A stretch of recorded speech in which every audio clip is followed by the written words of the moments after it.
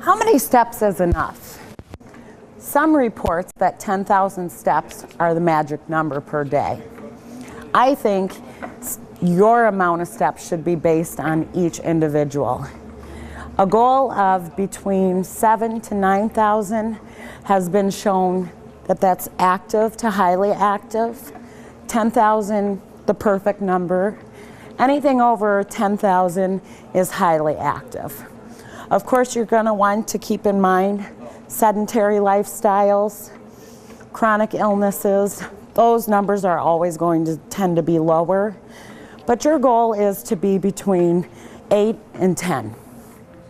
A great way to supplement extra steps into your daily life is by taking step aerobics, stepper, walking on the treadmill, or just grabbing your bicycle and getting moving.